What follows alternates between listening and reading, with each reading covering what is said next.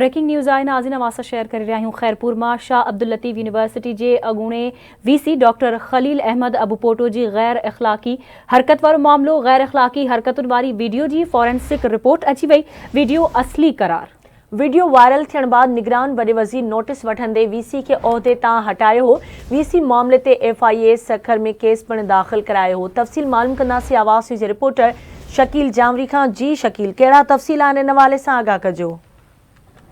जी बिल्कुल, ही शाह अब्दुल लतीफ़ यूनिवर्सिटी खैरपुर जे अॻूणी VC professor doctor Khalil Ahmed Abupoto जी मुबैना गैर अख़लाक़ी हरकतुनि जी वीडियो वायरल थियण वारो मामिलो आहे।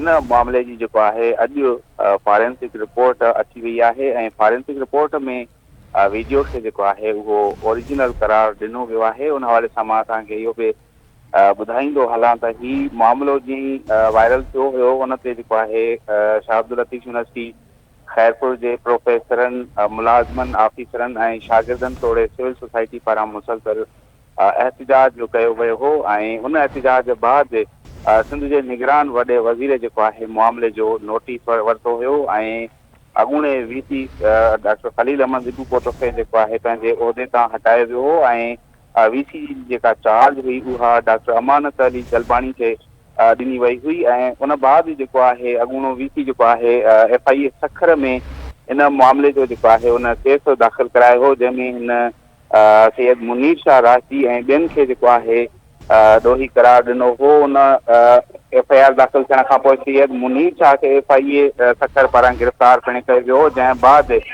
वीडियो जी जेका आहे फॉरेंसिक लाइ वीडियो मोकिली वई हुई, जंहिंजी अॼु रिपोर्ट अची वई आहे ऐं वीडियो खे उन रिपोर्ट में जेको आहे असली करार ॾिनो वियो आहे। जी ठीकु आहे शकील, अवां जी वॾी महिरबानी अपडेट करण लाइ।